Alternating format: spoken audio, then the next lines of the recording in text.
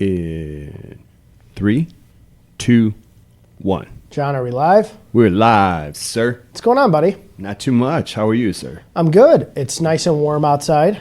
It is. Feels like summer. Late summer. Summer's hanging on. Love it. Well, it got started late, so it's kind of nice. It's going to hang out for a little while. No, I agree. No pumpkin spice lattes for me. Any shout out? I know you have some shout outs. I have one shout out today, and then I'm going to jump into our guest. I'm going to let you go first. Well, I think both of us share, and before we went on air, we kind of share at least my shout out together, and I'll let you touch on it if you want to as well. Obviously, if you don't live under a rock, you know today's 9/11, so my shout out is obviously to first responders and everybody who obviously was there at 9/11, lost their lives, friends, family, and those who are still serving the armed forces. First responders. It was incredible to me yesterday when I was thinking about it being 18 years ago. Mm-hmm. It always every year feels like it was just yesterday. And you could have somebody who was born in 2001 starting college right now, and they would have never been around for 9/11. Right. It's crazy. Yeah. It's been 18 years. So that's the only shout out I have today. But obviously, being 9/11, my shout out is 9/11 Absolutely. based. Absolutely. So I'm going to second that, the work that all those people did, so many lost, and so many suffering years later with all the after effects from what they inhaled as they were trying to save people. Just a horrible situation. And one other thing related to 9/11 is I think we talked about a friend of mine month and a half ago. Her name is Christine Baffa, and she works as an educator at Mario Tacochi. So I saw her this morning, and she asked if I would announce at the school that she teaches at in Bridgeview. It's at 7350 West 87th Street. All day, they're open till 9, all day and all evening. They're doing free haircuts for all first responders. Oh, wow.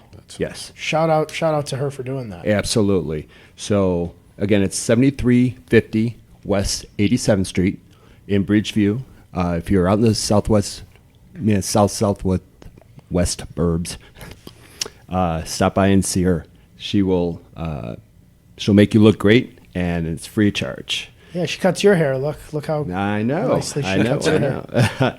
Also, a very special lady named Fran Statina had surgery yesterday, and she is in the hospital right now, but she's doing well. And just a big shout out to a quick recovery. And you look great today. You sounded great today. So I just want to let you know I'm thinking about you, and look forward to seeing you again probably tomorrow, and hopefully wine over the weekend. Yeah, I was going to do that same shout out, but I wanted you to start that shout out. And then I would second that shout out, not take that one. So for sure. To Maggie's mom, best wishes on her recovery. Absolutely.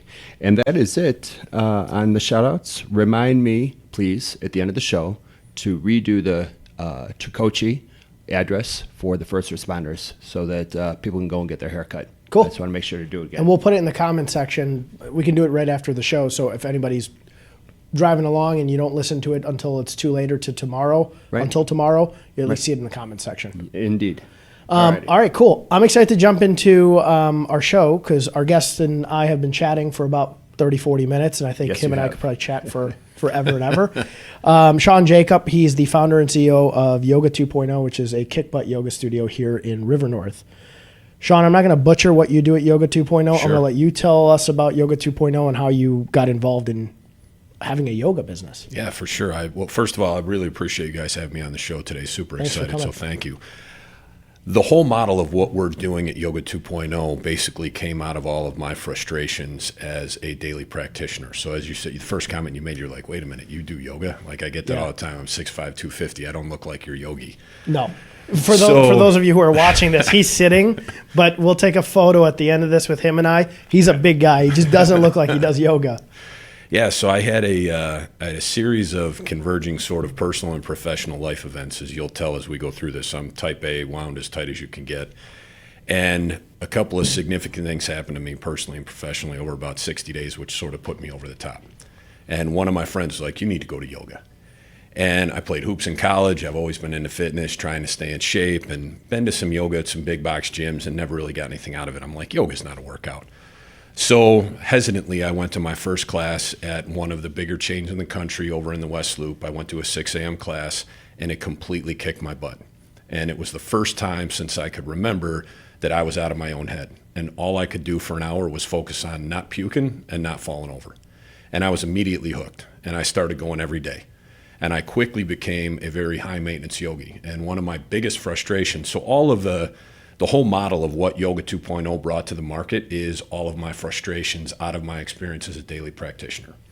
And the easiest analogy that I can give to people is, in my experience all over the country and a few places out of the country that I went to for yoga studios, they were more like an LA Fitness or a Crunch. Yeah, absolutely. And there's nothing wrong with that. They're wildly successful businesses. But in my mind, there wasn't anything that was an Equinox or an East Bank of yoga that I had ever been to, and especially in Chicago. So that's what we set out to build, is a very high-end, spa-like locker rooms. We didn't spare a dime on the build-out, attention to detail on everything. So aesthetically, I think we rival any group fitness facility that I've ever been into.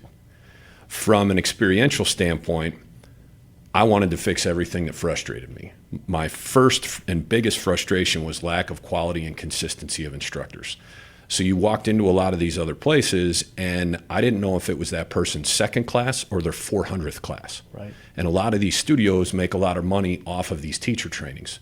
And they pump these teachers, charge them $3,000 to $5,000 to go through a training so they're allowed to teach classes, and they're not guaranteed a job. And then if they get to teach, they get paid $30. They have to show up 30 minutes early. They have to check in students, sell mats, waters, and towels, and then stay 30 minutes after class. And they That's get exactly paid, how it is. They get paid $30. It's $15 an hour. So for me, I wanted to go to a place where I knew every time I walked in, I had an elite level instructor that was leading the experience, no matter what type of class format you were coming into. So I call our instructors the GOAT Squad, greatest of all time. Awesome. We don't do any teacher trainings.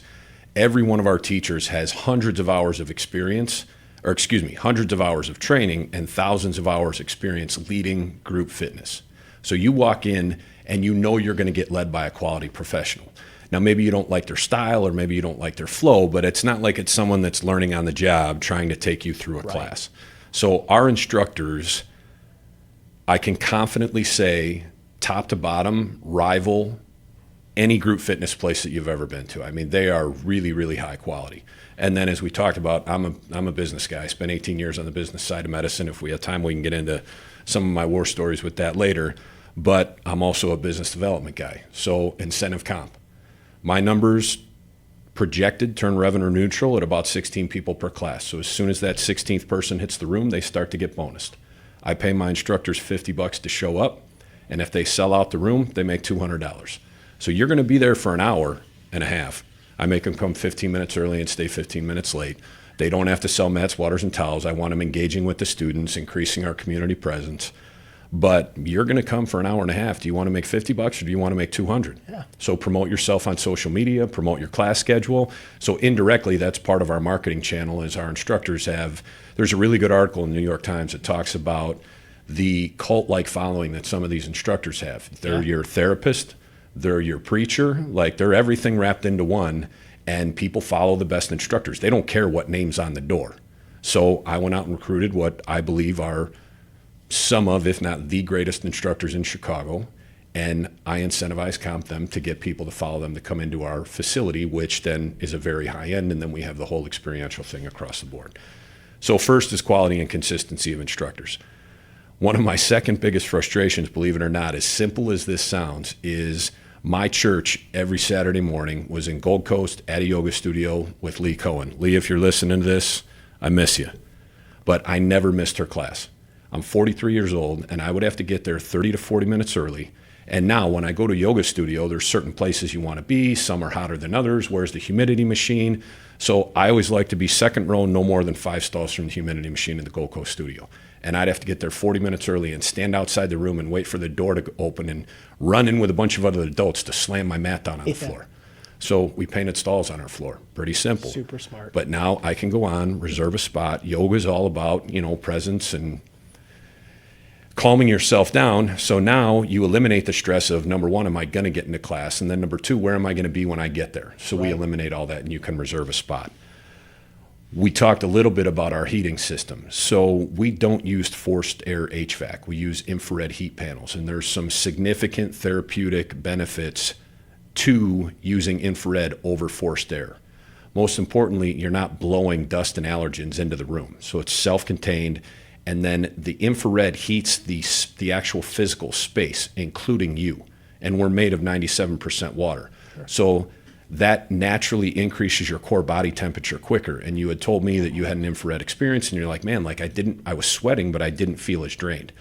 So people go through this incredible workout in an infrared setting and they're sweating a ton, but they come out saying like, man, I feel energized, not depleted. Right.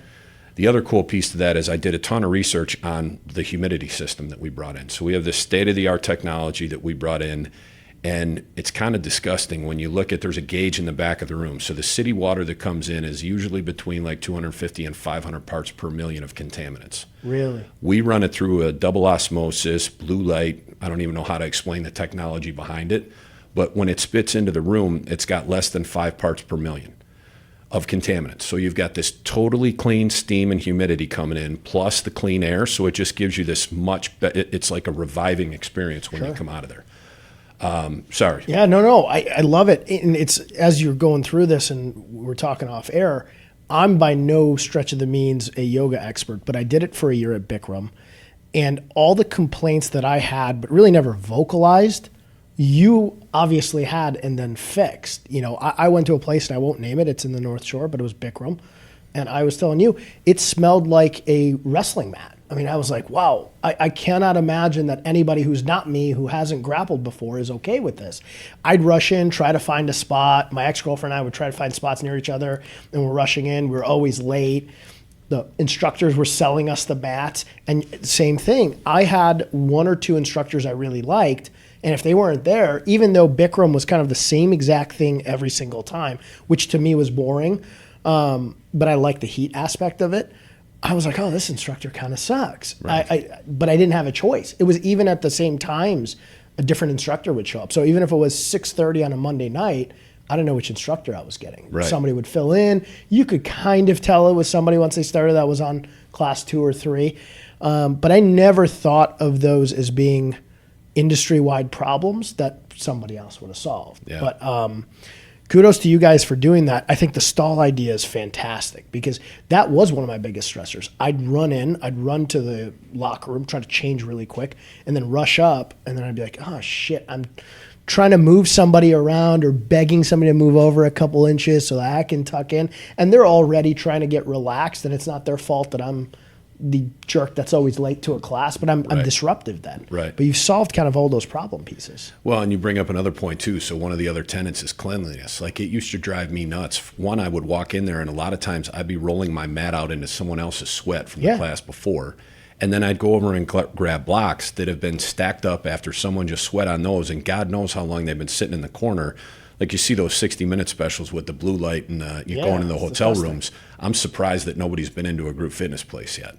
So one, we wash the floors in between every class. If you use blocks, they get brought outside the room and they get disinfected.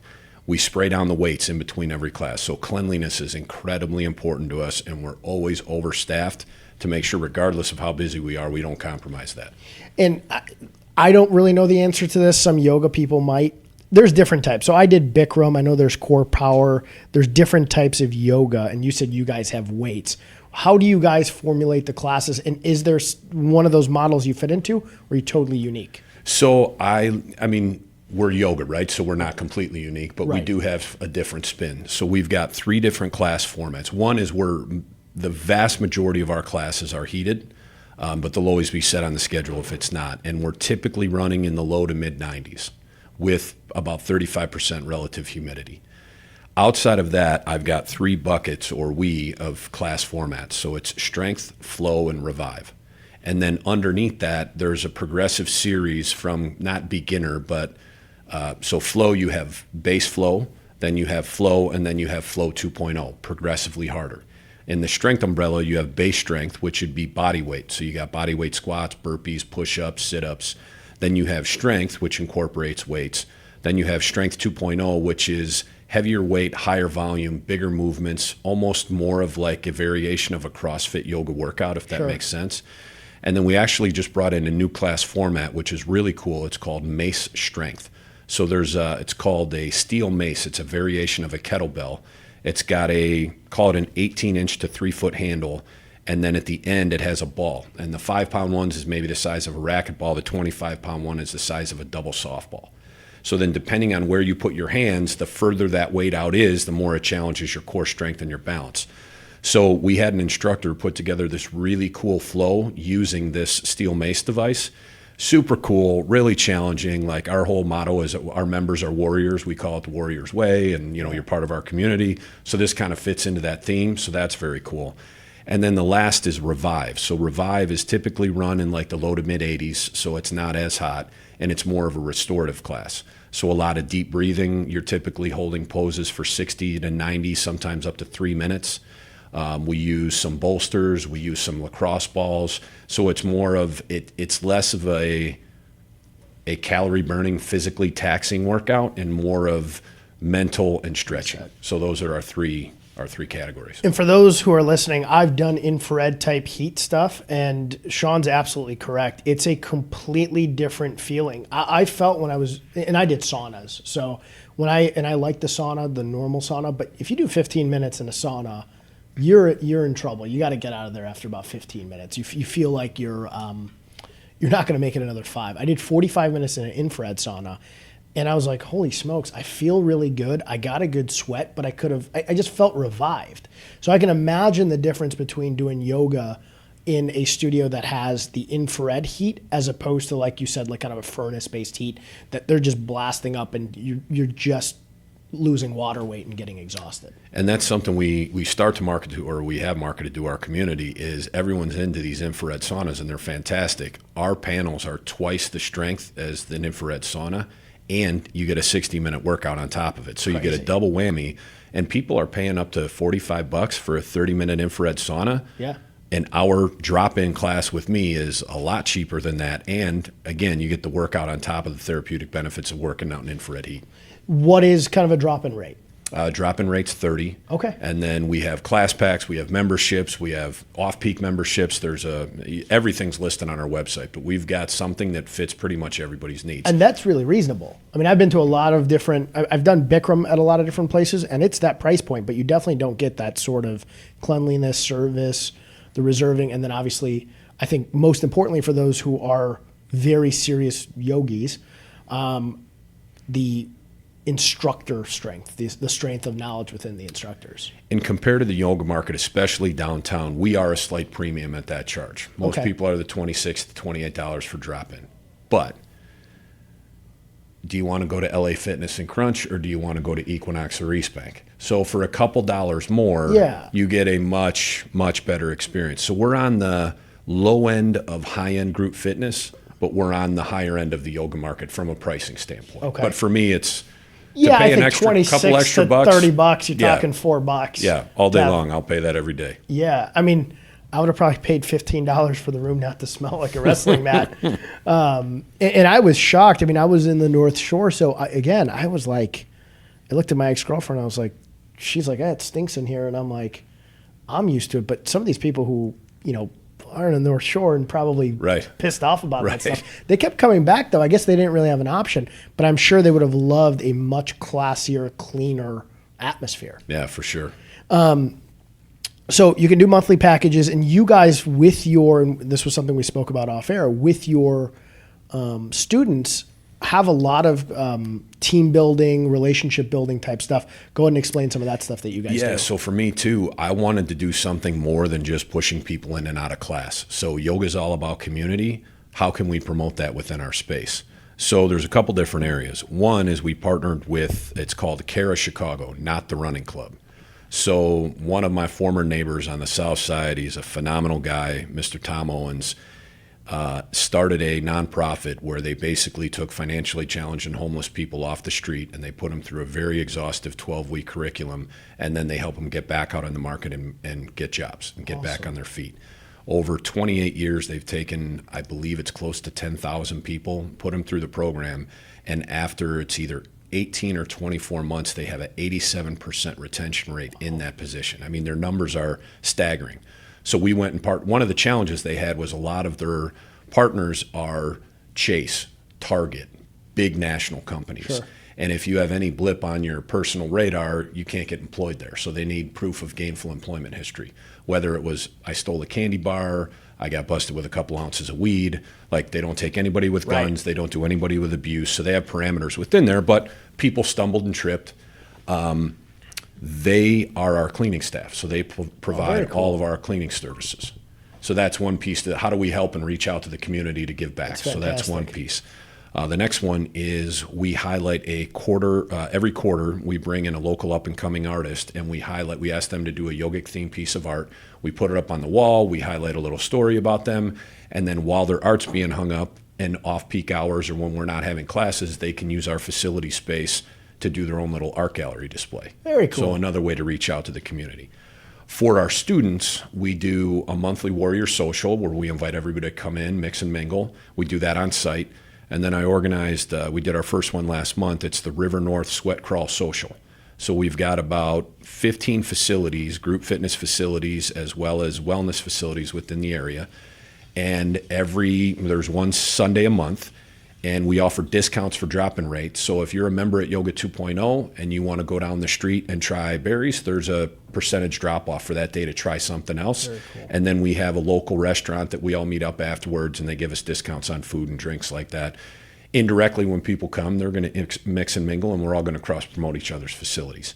So that's another piece we do. What I think is one of our kind of understated but very powerful tools for our students and our members is a very good friend of mine is a clinical psychologist, PhD, that specializes in mindfulness and executive leadership training out of New Jersey. His name's Dr. August Lemming. He's actually coming in this weekend. I bring him in once a quarter. So every month we have a progressive series of videos on various topics related to mindfulness. How do you meditate? Grit, resilience, perseverance, presence. And they're 7 to 12 minutes in length, easy to get to, but it's resources for our community to be able to tap into. That's not just about being in the room. Our instructors are going to give you ways to perform better in there, but how do we give you tools to perform better outside the classroom? And that's in our member portal as well.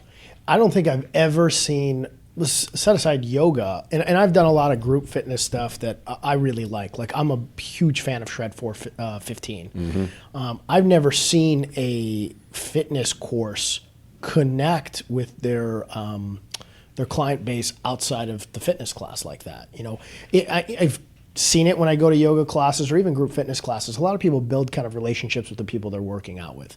You guys are kind of fostering that to a higher degree, but being able to give them the tools to continue kind of mindfulness outside of yoga, I've never seen that before. Yeah. That's very, very cool.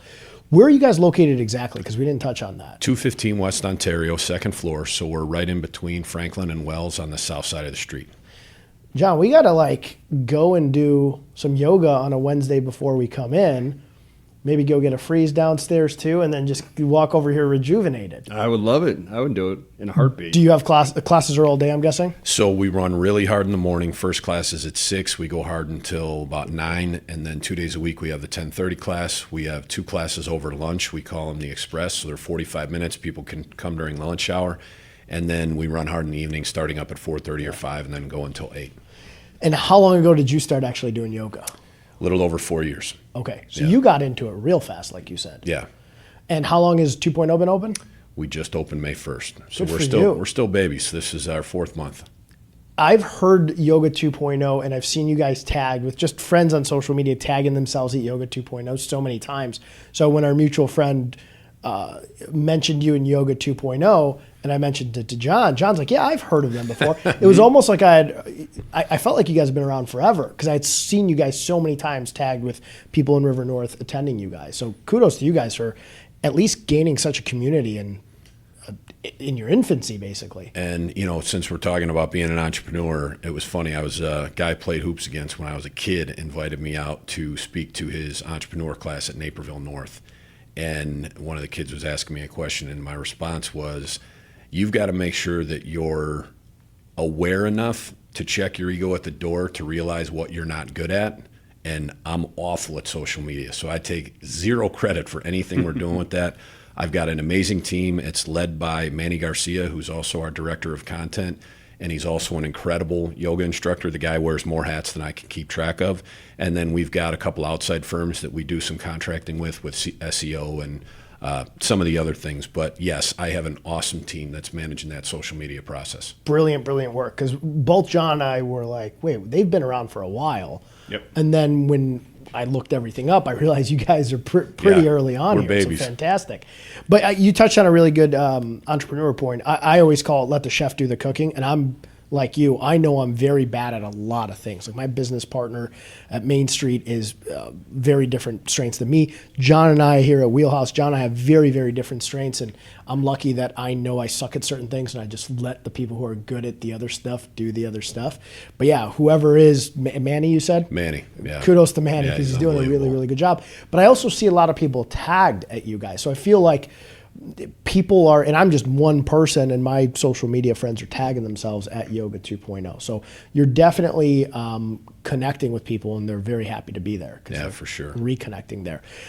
Give me the background. How did you get involved as an entrepreneur? And obviously, we know now how you got into yoga, but what made you want to be an entrepreneur, and when did you become an entrepreneur? Yeah, one last shout out because I'll probably get beat up when I go back to the studio, but my director of operations and my studio manager is Robin Ribicki, and I would not be alive today if it was not for her. She is, I stay on the business side of the fence and she runs operations, and there's nobody better on the planet, I think, in group fitness that could handle that responsibility.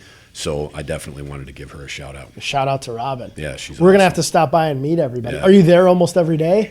For the most part, but you're out working the community, trying to develop corporate relationships and things like that. And I mean, to be honest, I really don't serve a purpose when I'm in there. I'm never going to teach a class. So, how can I get out and build the brand? But yes, I'm pretty much there daily, but it's not like I'm there from time the door opens till it closes. Well, you're soon enough going to have thousands of hours of experience. You could drop it and do a class or two. So funny note on that. I went to Brother Rice High School on the south side. I'm still super involved down there. Their head football coach he was a year older than me, and they were bringing the team down for a field trip.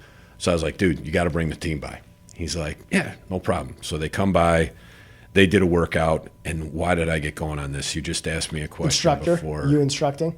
Oh, so we're in there, it's a bunch of 16, 17-year-old kids, and I've got a couple of my instructors in the room, and, clearly they're attractive women, and they're in yoga clothes. And there's like a couple of goofy comments, and then I'm like start drill sergeant barking at them. And then as we started to go through class, I was like barking out orders and telling them like how to do poses and stuff, and my instructors were teasing me. They're like, maybe you can't teach a class. I was like, not a chance. I will never get in front of the room, even if it's as a joke. I'm never going to do that. I think you got to do a stand-in, like just trick everybody and show up and that yoga plane attire. would crash and burn very, very quickly, very quickly. Do you actively do yoga yourself, basically every week still? Well, it's funny, man. I literally used to do 8 to 12 classes a week. A couple days a week, I'd double up, one in the morning and one at night. Wow. I thought, man, I'm going to open a group fitness facility. I'm going to be working out all the time. I'm lucky if I do 2 or 3 a week now. Really? So, we're 4 months in. Hopefully 6 to 9 months down the road, when things smooth out a little bit, then I'll get back into my old routine. But it's been frustrating how that's fallen off. Yeah, it's. I used to love to work out a lot, and I'm way out of shape. But you get involved in business as an entrepreneur, and then where do you find the time to do that? Yeah, things happen. Yeah. Do you live in the city now? I do. Okay. Yeah. Yeah. Eventually, you're going to be able to get into that 6 a.m. class or For that sure. 7 a.m. class. For sure. So how did you get involved with being an entrepreneur, and what led you to leave your previous roles and do a yoga studio? Yeah, so I started out, I spent the first, did my undergrad in biology and psychology. Originally thought I wanted to be a physical therapist. Changed gears after that. I did a few classes in exercise phys grad work at UIC, and then ended up going back to where I went to undergrad, and I got my graduate degree in business. So I came out of school and I had this business degree and I had this biology background. So inevitably, medical made sense. And I started as a medical device rep, did that for about 8 years. And then I briefly started getting into the story with you, but I was visiting a good buddy of mine, Pat Jablonski, who's a retired journeyman NHL goalie down in Tampa. And we were driving to a tea time, and we were stopping by somewhere to sign a jersey for one of his former teammates, Brian Bradley, as a favor for one of the physician owners was a diehard hockey fan. So walked in. I had been in medicine almost a decade, spent a little bit of time with orthopedics, so I had a foot in with musculoskeletal medicine. And these guys made the vast majority of their money doing in-office pharmacy dispensing for workers' comp. So because there was no pill counting at the point of care, you didn't need a pharmacist, everything came prepackaged. There's no additional liability to the doctor from writing a script or handing him a bottle. So we had a system we would put in place in the physician practice. It increased care and compliance for that work comp patient because you gave them the med. Most importantly, the revenue stayed with the doctor instead of going to Walgreens or CVS. Right. So this company was 7 years old. They were barely doing $8 million in revenue, no website, no collateral material, one internal sales guy, 2 account managers. And at the time, I was in my late 20s, making pretty good jack and had a good job. I was like, who is repping this in the Midwest? Well, we're thinking about going national. I was like, I'll take it. So I took about a 75% pay cut. They gave me 8 states. Ouch. And pat on the ass and figure it out. So we got out there. Super long story short, I had an awesome team with me. One of my buddies that I played ball in college with was one of my regional managers, Ben Conan, and he was right by my side. And we built this team of about 120 total service and sales reps. We took them into 42 states, and we built them from 7 to 125 million in revenue in 4 years. We had a mad run. What was cool with that is I had like the perfect blend of being an entrepreneur while being employed. Because once we started, they had the rocket, and once we started to put fuel in it, they were like, hands off, Sean. Whatever you guys need, just let us know. So we had the independence and autonomy of being an entrepreneur, being backed by somebody else that we were employed by. That's awesome. So that was a pretty cool experience. That came to an abrupt end. They did an equity deal with a firm out of New York, and the 2 physicians walked away with quite a bit of money. And I had to ask for my bonus check, and after taxes, it was barely enough to buy a new car. So live and learn, only got to blame for that is me. But Ben and I were looking at each other. We're like, all right, we did this for somebody else. What are we going to do for ourselves? So my first real entrepreneurial experience was we started a toxicology lab. So the way we were able to put that company, the pharmacy company, on that growth trajectory was we went out and I had a very small team of assassin reps who were highly trained. And I would let them go out into their market, and I would say, I'll pay you full rack rate commission if you close the deal on your own, or you can go develop a team of consultants that'll cut down that time and do the transfer of trust and get you yes-no meetings, and you have to give a trim of your commission to that individual. What do you want to do? My most successful reps were the ones that got out of their own way and built a team underneath them. So now, rather than me knocking on your door, developing trust over X period of time before I get the meeting, our reps would go meet with the referral rep and make sure they bought into them first, transfer of trust, and then you're just going into yes-no meetings. So that's how they got to go on that run. And again, God, I'm out of it today. I just lost my train of thought again. Yeah. How I got rambling on that. Well, yeah, you had the reps going in, and you had the yes-no meetings. Yes, so that's where we go. So we worked a lot with the toxicology reps, and we heard the same complaints. Terrible customer service, poor turnaround time, and the bills were way too high. So we went into a highly competitive, completely commoditized market of laboratory, much like group fitness, and we just fixed the top 3 complaints. And we ran that same model, and we were able to take that from 0 to like 20, little over 25 million in 3.5 years. Good for you. At a wildly healthy EBITDA clip. Second major mistake in my career was too many cooks in the kitchen. We had 6 of us that started the lab. And when we raised the money, we told our investors, build it and bounce it in 5 years. And 3.5 years in, one of our partners had a relationship with Siemens Healthcare, who had a relationship with an equity firm out of California. They were looking to get into the tox game, and they wanted a boutique tox lab, so they engaged us. All we had was audited financials. We didn't have any book. We didn't have an investment banker. Clearly, we had an attorney, but like not a deal attorney. So we engaged them. We did initial diligence. They gave us an LOI for 50 to 55 million pending 90 days deep dive diligence. We have a partner meeting. We're all high-fiving. Like for me, my percentage of that is walk-off money. Like my retirement's secure. I'm always going to work, but like Now I can breathe, right? Right. Rainy day, I'm good. So about 30 days into deep dive diligence, the equity firm walked, didn't give us a reason why, wouldn't return our calls.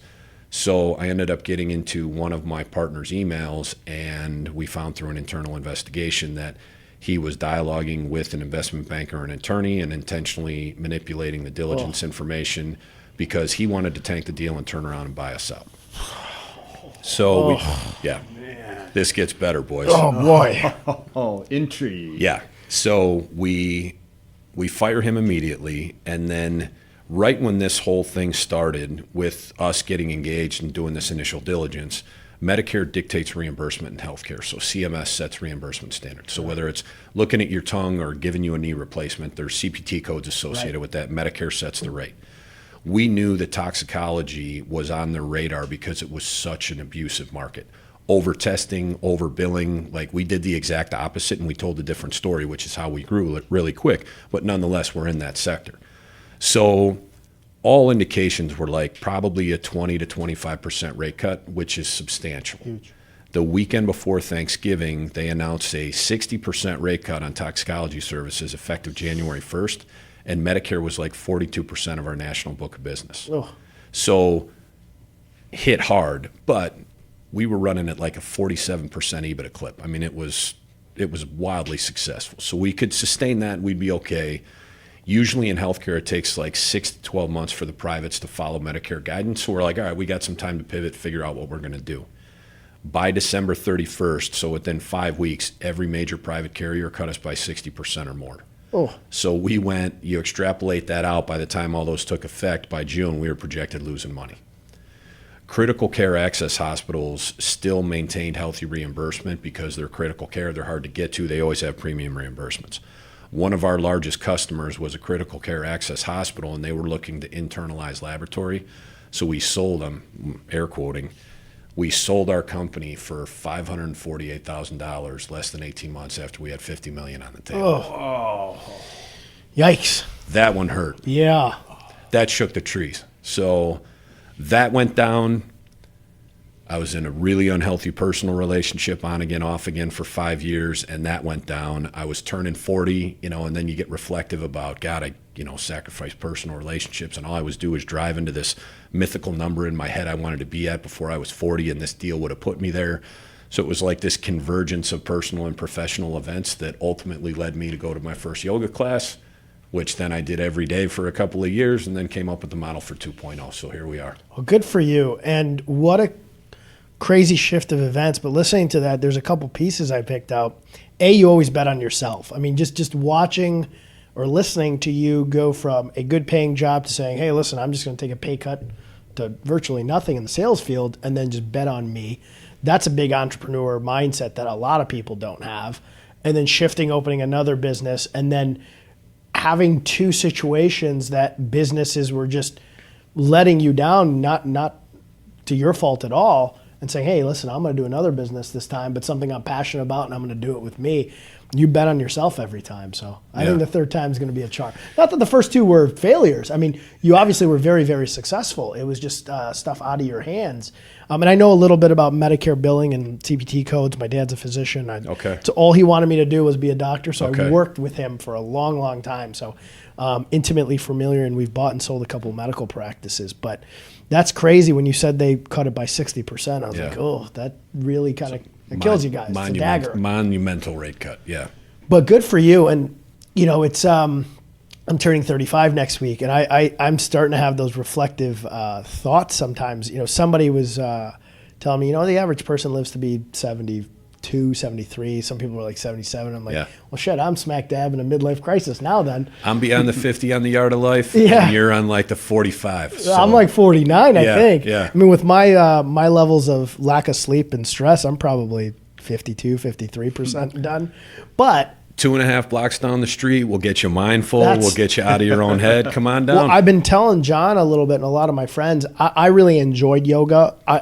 enjoyed the getting away for an hour, keeping my phone away from me, and just focusing on something else. Because even when I'm working out or going for a run, listening to music, and my phone's kind of on me. Right. So you're never really unplugged. I found that when I was training for the triathlon, I was in the pool. Even though I hated swimming, I genuinely sucked at it. I didn't want to do it.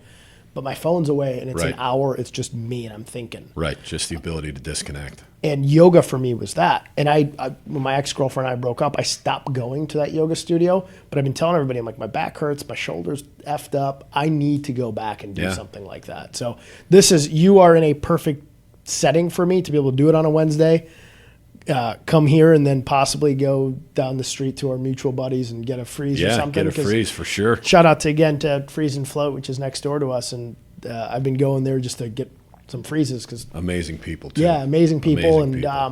If you're in the area and you're in River North, it's crazy not to check you guys out. So what's the website? I know John's going to put it up, but I just want to get it out there for people listening. www.yoga, the number 2, the word point, the number 0.com. So yoga2.0.com with point spelled out. Awesome. And Monday through Sunday classes? We never close. Never close. Yeah. So, we close. Yeah. But it's 7 days a week. 7 days a week. 7 days a week.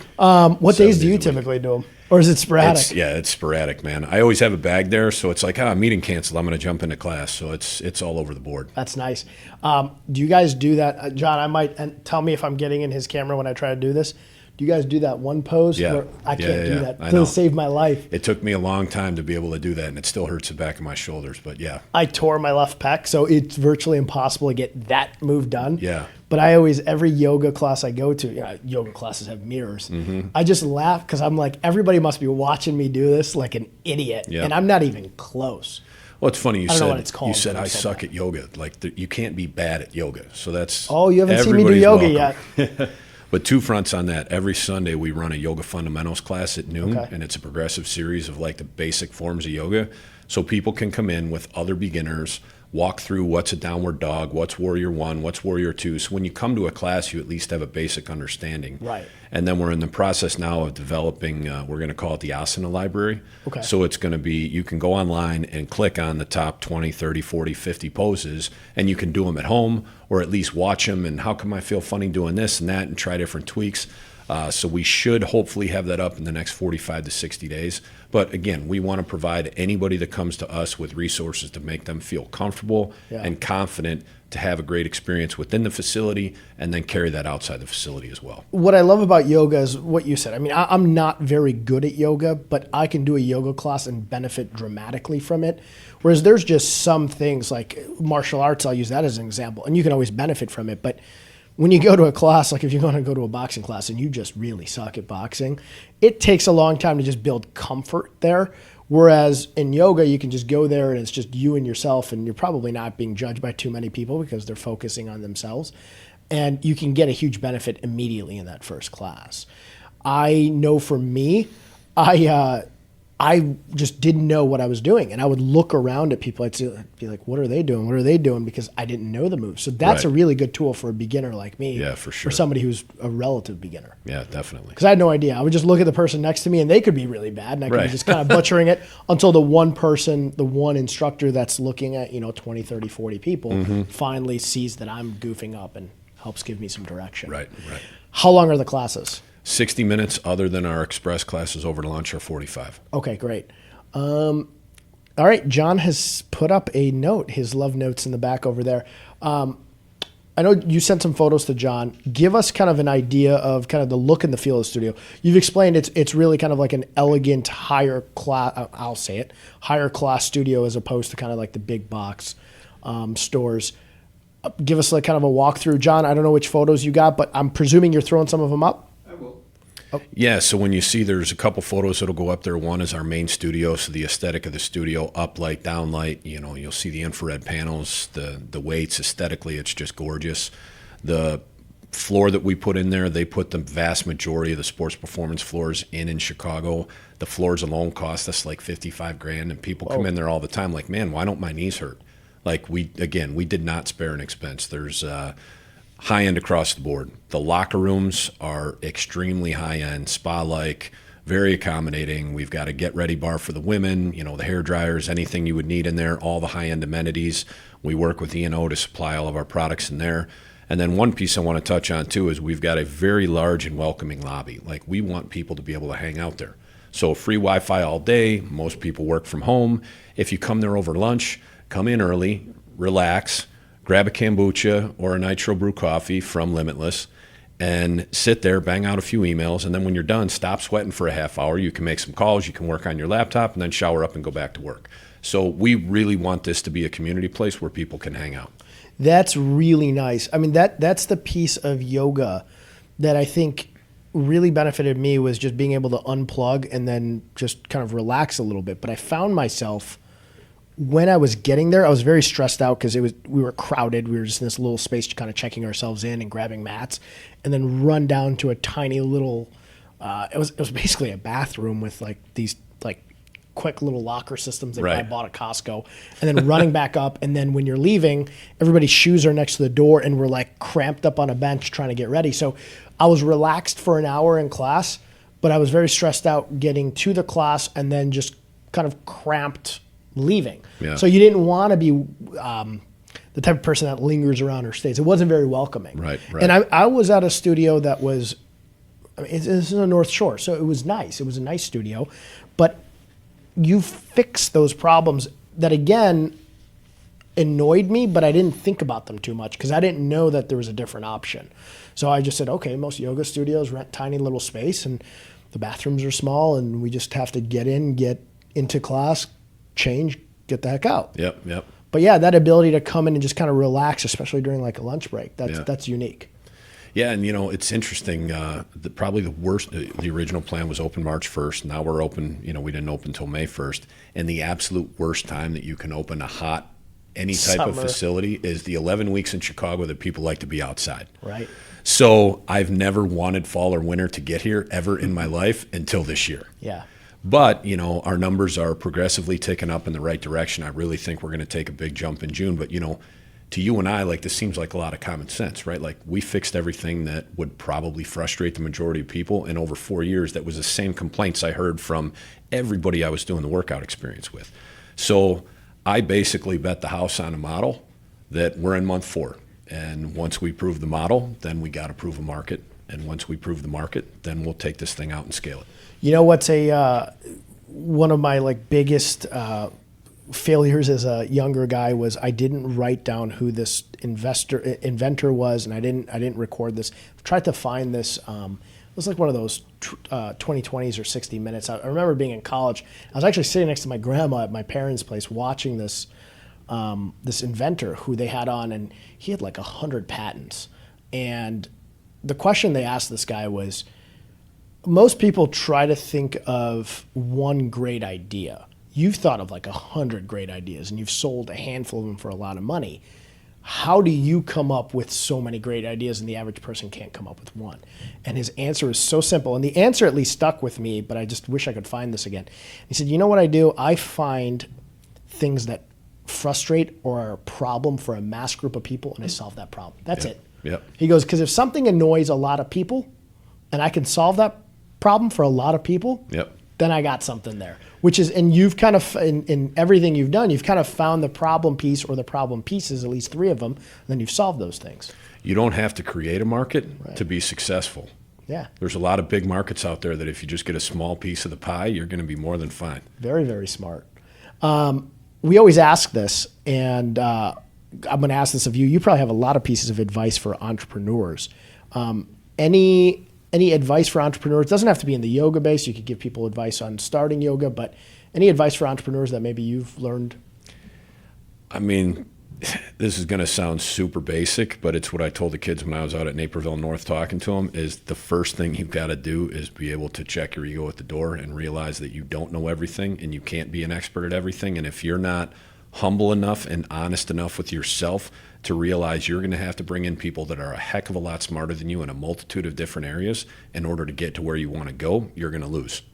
And then the other thing I asked them is, you better be ready to clean toilets and empty garbage cans if you want to be an entrepreneur. Yep. Because odds are when I go back to the facility after we're done today, I'm probably going to be doing some of those things too. Yeah.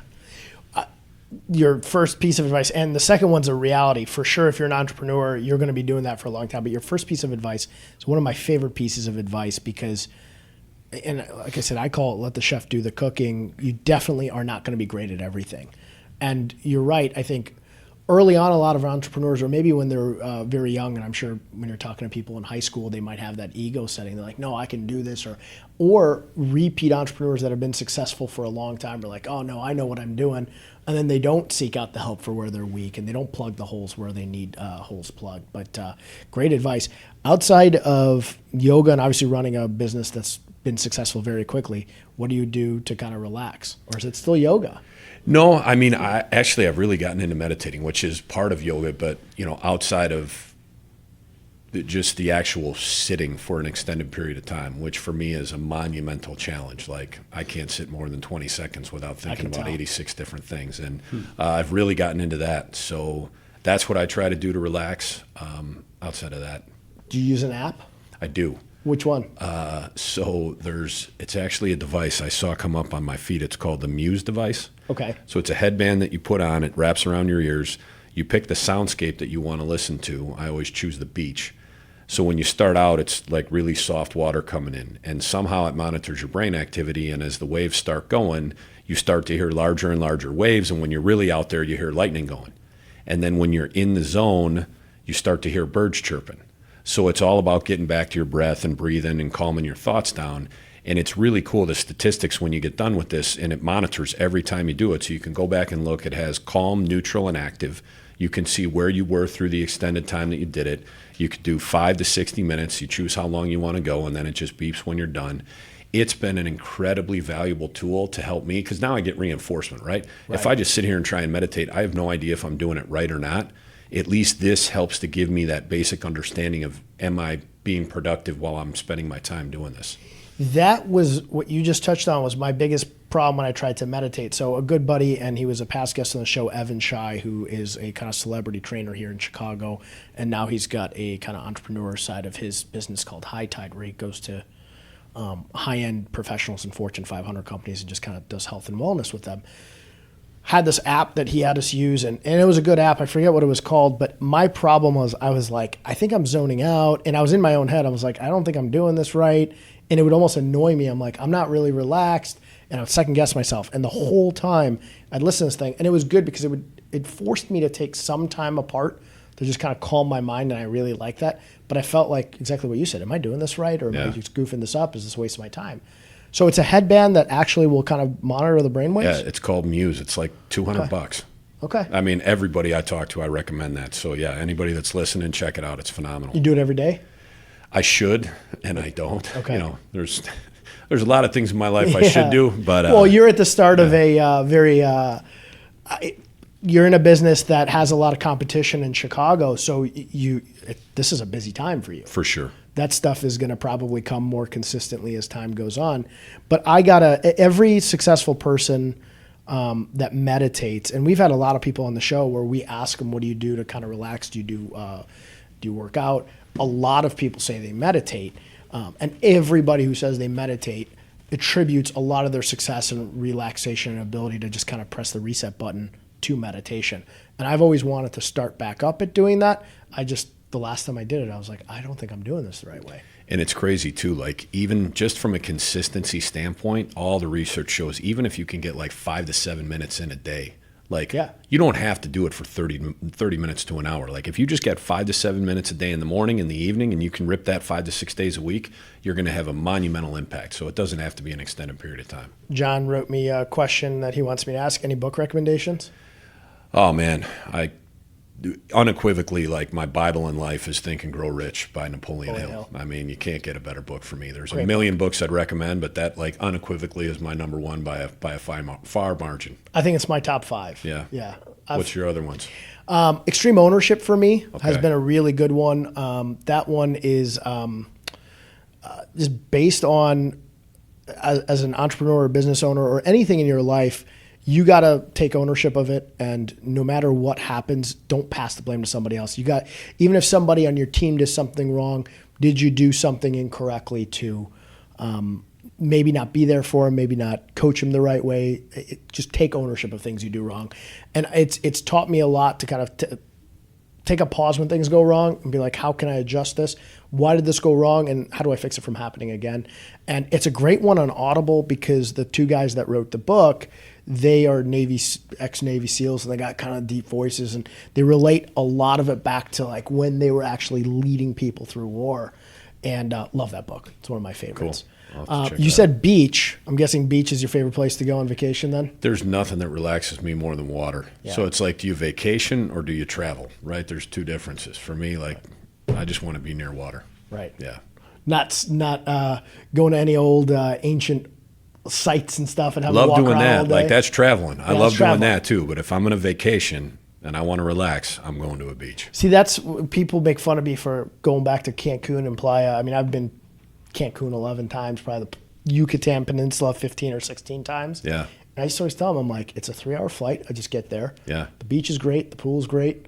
And I'm just left alone. Have you made it to Tulum yet? I have not. Heaven on earth. Really? If you go to Tulum, you have to stay on the beach. There's no big box hotels. They're Okay.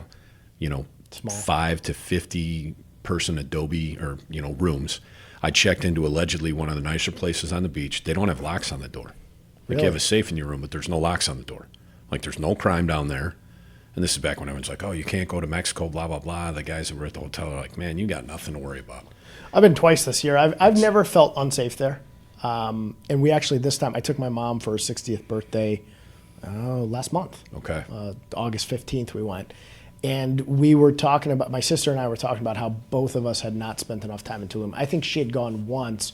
I've never gone. I'm like, I can't believe I've been down here 15 to 20 times, just never gone. It's an extra 20-something miles, man. You got to go. Okay. Yeah, it's awesome. Yeah, next time I got to stop by there. Yeah, and that's where you did the yoga retreat? That's where I did the yoga retreat. Yeah, it was phenomenal. Is it an annual thing down there?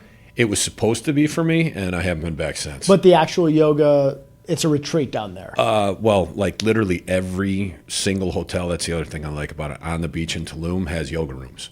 So like they all run retreats and stuff. I just went down there and I would jump into class when I wanted. I'd walk the beach when I wanted. So it's a great place to go. You get some good workouts in. I went by myself, turned my phone off for a week. It was the most relaxing week of my life. Any other beach spots that you recommend? Ooh, Doesn't have to be for yoga. that's a good question. I was in Greece and we went to Mykonos, which That's beautiful. Yeah, it's just like, but like you said, it's planes, trains, and automobiles to get there. Yeah. Like, do I want to spend 27 hours to get to somewhere Right. that I like just as much jumping on a 3-hour flight? And then how many beaches are down in the Caribbean that you could go to? Right. Jamaica was great. I was in Jamaica once too. That was pretty. I did Tahiti for a wedding, and actually it was Moorea, which is an island off of Tahiti, and that was beautiful. But it was 9 hours from LA. You land, you grab a ferry boat, and then you got to go another hour to Moorea, and it was gorgeous. I mean, the beaches were on a level that I've never been to Hawaii, but everybody who had been to Hawaii, this is like it's Hawaii on steroids. They Right. said it was gorgeous, but it's a day there, a day back, Yeah. and the Yucatan Peninsula is 3 hours, I'm the with same you, time man. zone. You and the I same think time zone. alike. It's like right there. You and I think alike. Makes my life easy, and it's a tenth of the price of going to Moorea. So I could do Right. 10 trips to the Yucatan versus Right. going out to Tahiti. Unless last week we had the folks from Hilton Grand Vacations on. Unless you do their vacation plan, it's $699 for Yeah. what, John? 6 nights in Hawaii. 6 days, 5 nights in Hawaii for They got a $699. Wow. crazy Yeah. deal for Yeah. like 3 or 4 people. Wow. Yeah. Yeah. Total. Interesting. Yeah. Yep. In Hawaii. So I might do that.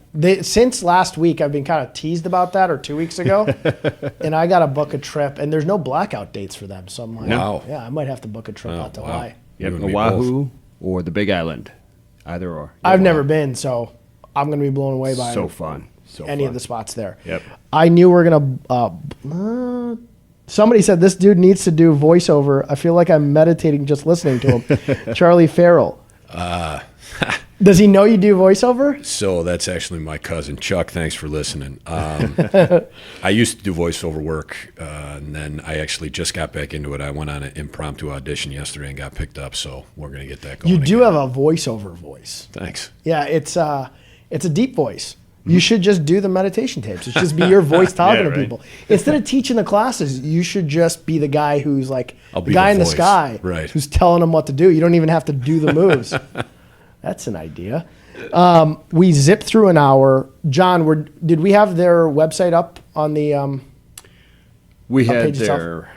their actual address. Okay, Physical awesome. address. Cool.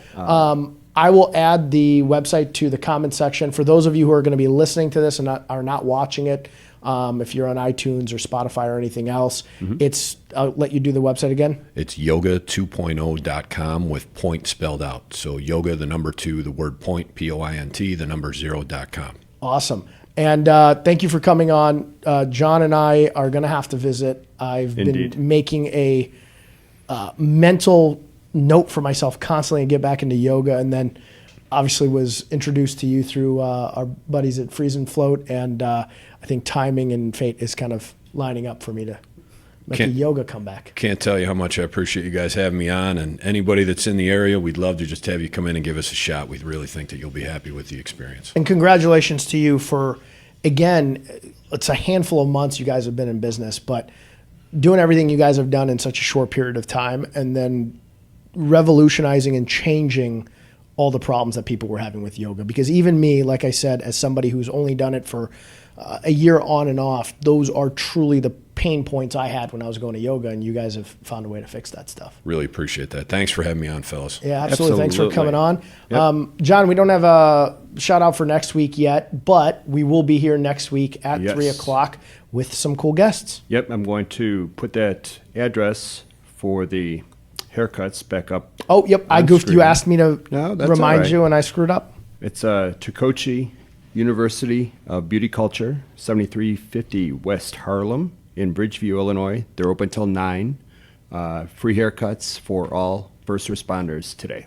Very, very cool. And thank Yep. you to them for doing that. Shout out to them. I agree.